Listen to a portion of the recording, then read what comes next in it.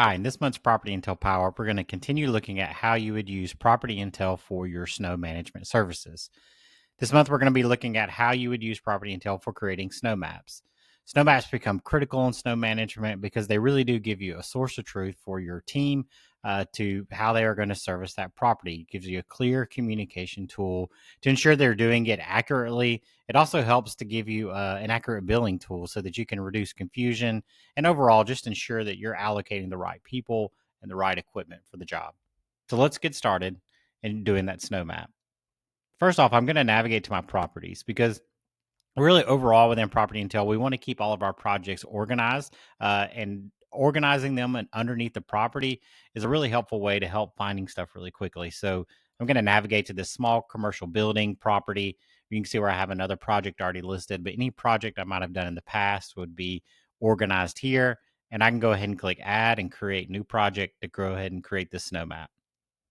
Now I'm going to use this snow map template again to make sure that I'm keeping everything standardized within the project. And then I'm going to zoom in and just make sure I'm ready and go ahead and create the project.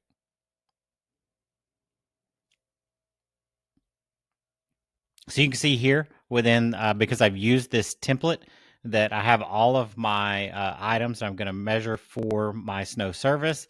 And then I also have some of those additional items that really take this from being just a simple takeoff to being that snow map that your crew can use as the source of truth for servicing the property, such as where they're going to pile snow, marking any areas where they don't need to pile snow and keep open, and also noting other things around the site that are critical for them during that busy part of the season, such as where extra salt may be stored, and things they need to avoid, hazards like fire hydrants that may exist on the property.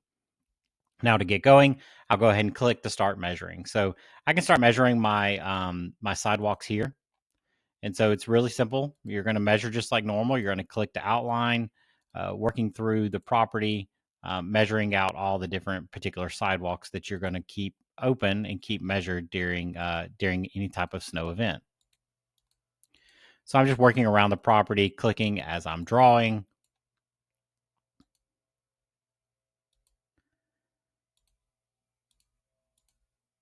To outline this particular property and all the sidewalks associated with it.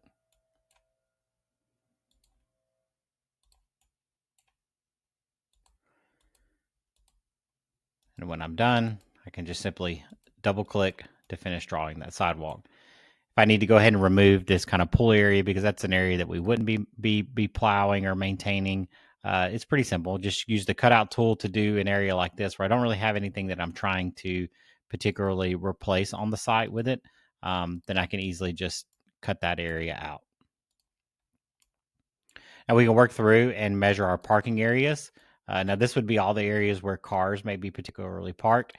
You can measure the parking lot in this way if you want to break out the drive lanes from the parking areas, or if you want to, you can just measure everything all in one. It really just depends on how you as a business maintains those properties and how you ultimately end up pricing those out, and what you might be doing on a regular service versus things that you might do is more just maintaining the property after the major snow event. So I'll get this last one measured here and marked up. I'm done with it. So now working through, I'm going to measure all of my drive lanes. So this is the area where cars may end up driving, just kind of really just the major drive lane areas of the parking lot. I have my snap to edges on, so it's going to snap to any existing measurements like these parking spaces that I have measured.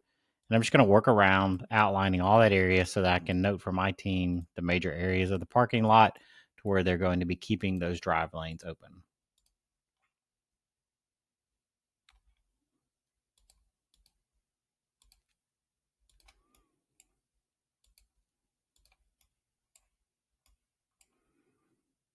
Now, because this building exists in the middle here, one of the easiest ways to just really ensure that I'm keeping this, only measuring the drive lanes is I can kind of work my way back around the building, cutting across the middle.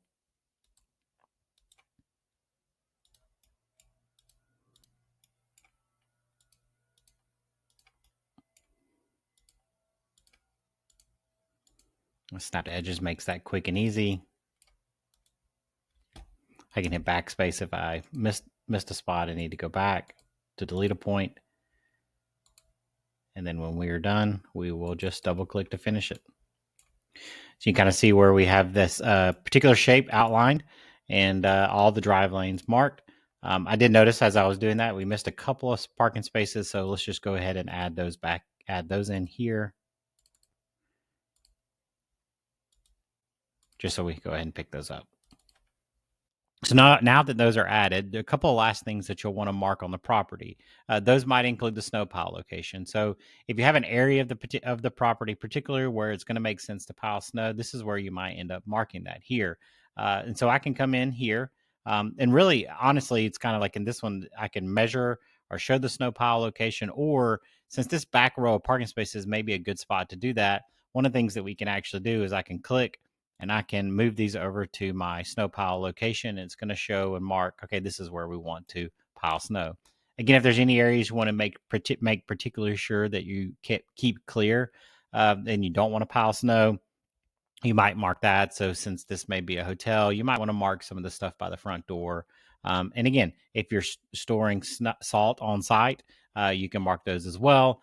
For wherever there might be a salt bin, say that you're keeping a salt bin back here by the snow pile, you might show that there. And also any fire hydrants that may exist on the property, making sure that those are marked and we keep the site clear and we don't have any issues with damage related to those. When you're done with the snow map, you can share this out in a number of different ways.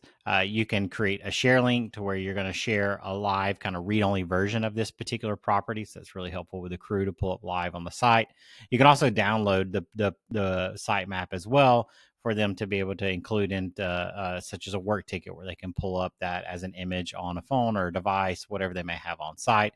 And this is where our snapshot tool makes this really nice and easy because you can come in, capture the site, confirm the selection, and we just really do have just a nice version of the project that we can download here that's got a legend and everything formatted for you to be able to export out or to print out to include with all your documents for managing that site.